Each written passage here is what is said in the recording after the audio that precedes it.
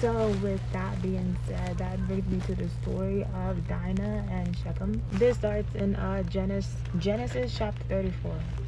Now Dinah was the daughter of Jacob, and what happened is this guy named Shechem liked her and ended up violating her. And afterwards, everyone knew that. You understand? And Shechem also wanted to marry her. So even though Shechem violated her, everyone knew that, including her father. He wanted to marry her, and Jacob said, sure, just as long as you are circumcised, you can marry her. So even though she went through that horrible experience, her father still agreed for her to marry, which is wild, right?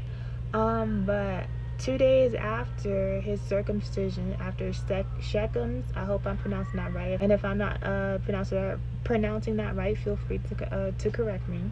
So 2 days after Shechem's circumcision, Dinah's two brothers slaughtered everybody. And the thing about that, Jacob, her father, said in Genesis chapter 34:30, then Jacob said to Simon and Levi, you have brought trouble on me by making me a stench to the Canaanites and Perizzites, the people living on this land. We are few in number, and if they join forces against me and attack me, I and my household will be destroyed. So you see in this verse, Jacob was really focused more on what's going to happen to him and his household rather than what just transpired with his daughter. But her brothers replied in Genesis 34:31. But they replied, should he have treated our sister like a prostitute? So we don't care if we go to war.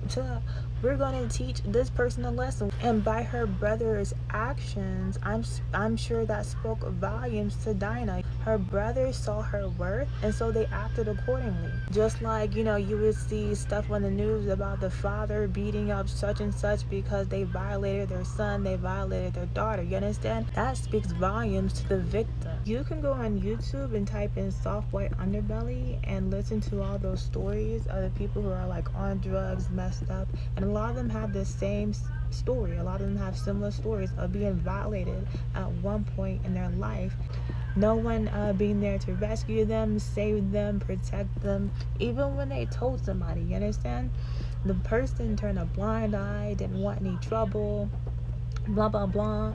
And so in turn, it caused a lot of psychological damage to that person, to the point now where they can't function in life. So even though we can't get rid of evilness in the world, stories like this, we can learn from it. You understand?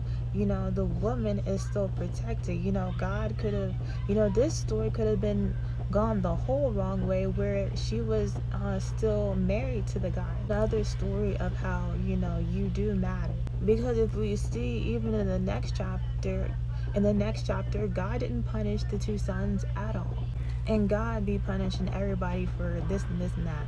Okay, they weren't punished. In fact, God understood their concern of a possible attack. In Genesis chapter 35 verse 1, God says, go up to Bethel and settle there. Then in verse 5 it says, they set out, and the terror of God fell upon the towns all around them, so that no one would pursue them. So God understood the immoral acts that Shechem did and did not punish the sons. In fact, he protected the family so that no one would hurt them or bother them or cause any type of attack. So I hope this story and my interpretation is clear and it's met with understanding, because like I said, to me, when I read that, it's such a powerful story. You understand? Because like I said, so many people go through so much all the time where others turn a blind eye to it and then they're left alone. You understand? But this story is just a great example of how, if something immoral does happen, how we should go about it. And I just wanted to cut in real quick. We don't have to exactly go about it by slaughtering everybody, but it's just a great example of how we should stick up for the victim and make sure that they are protected and okay. I just had to put that in there because I know how some of y'all be. Okay, y'all be talking about, oh, you want us to slaughter? No, nope. No. That's not what I'm suggesting. So, yeah, just had to clarify. God has you covered. God has got you. You understand? God understands the immorality of what has taken place. You understand? And will continue to protect you. Don't be afraid. Don't be afraid of what this is gonna happen or what's gonna happen or chaos. Just understand the impact of the victim. So that's it. That's all. And I hope y'all understand where I'm trying to get at and how I'm trying to explain it. That's it. Thank y'all for watching.